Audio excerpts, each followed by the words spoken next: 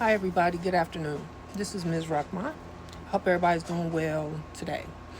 So, what I want to talk to you about is what you see back there, the Million Fathers March 2024, which is going to be hosted by a well known fatherhood organization, Fathers Incorporated. Now, I think it's great, that an organization that gets grants and things from the government to help fathers is planning this march. I think it's a great thing to do.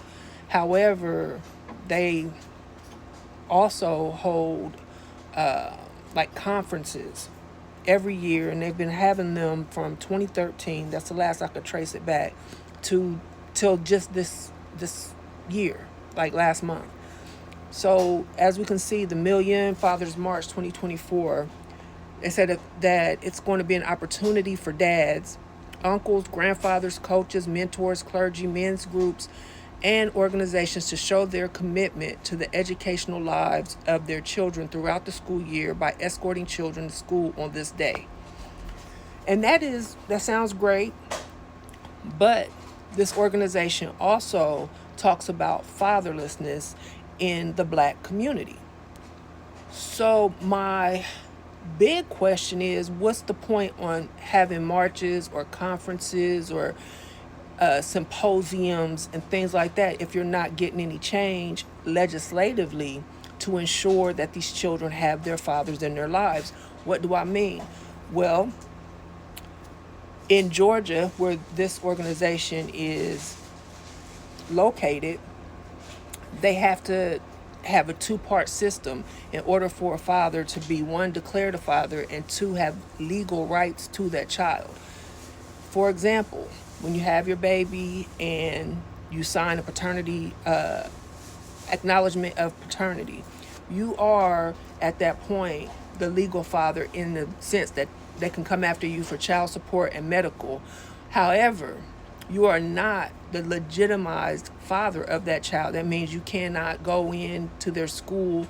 You cannot go into a doctor's appointment. You can't have access to your child's records. So that your money's good, but your presence is not. That is an issue. And another thing is that legitimizing a child takes two parents to sign with a notary and everything like that. The part one, where they can get child support, is all done. So if a custodial parent, a mother, is receiving child support, but she has to go back, and there might be a possibility that she might not get the money that she wants. It might be an example of paternity fraud. You never know. But when they go back to legitimize, she cannot show up. So that leaves him on the hook for child support, but no rights to the child, and no way that anybody's going to force her to come down there. I didn't see it when I researched, to come down and get a DNA test if he wants, because they've already gotten that paternity established. That's all they need. I don't understand why everything is blamed on fatherlessness. It's an epidemic. It's a crisis. It's so many reasons that we have school shootings and, just all this violence and everything. Yet, nobody has seriously taken on the legislative branch to change fathers not having access to their children. And the closest that we came was when President Obama was in office. He tried to put in provisions that would allow, when a child support order is established, so would be a visiting schedule or a parenting schedule. Well, the Republicans blocked it.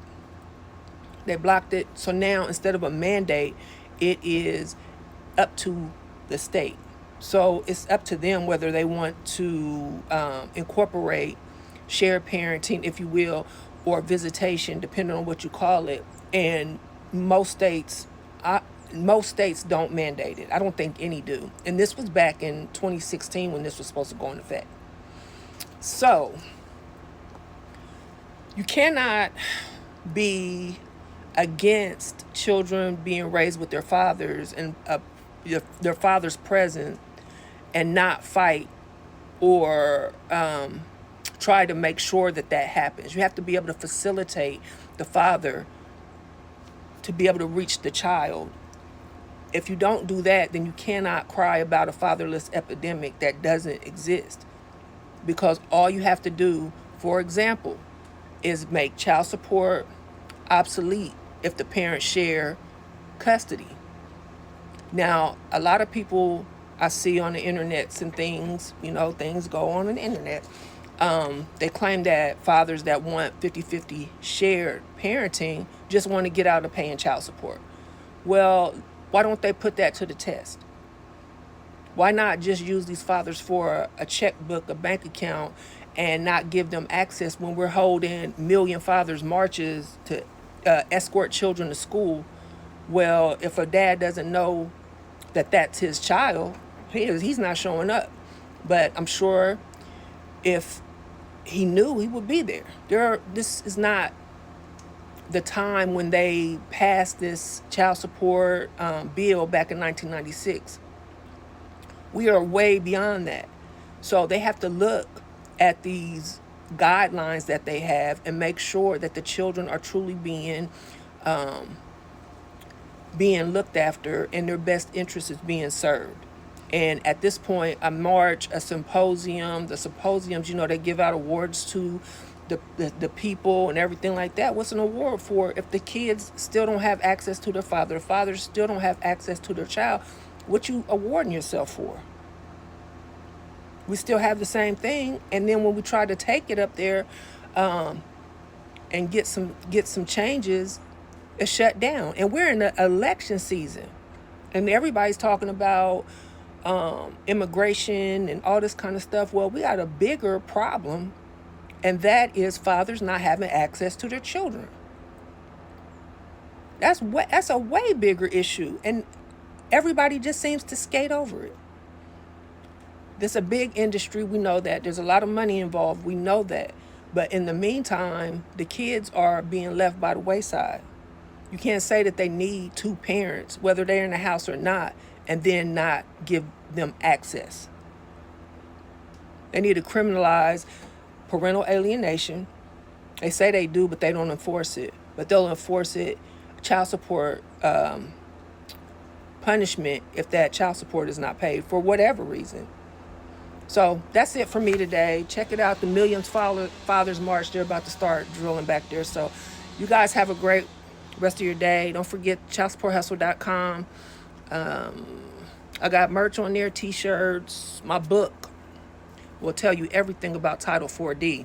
Everything that you have heard. I just break it down with all the links, everything. So it's like a blueprint to, if you want to know about Title 4D, the welfare part of child support, not the non-welfare, divorces, anything. This is strictly Title 4D and the welfare system as it is. All right, y'all take care. Bye.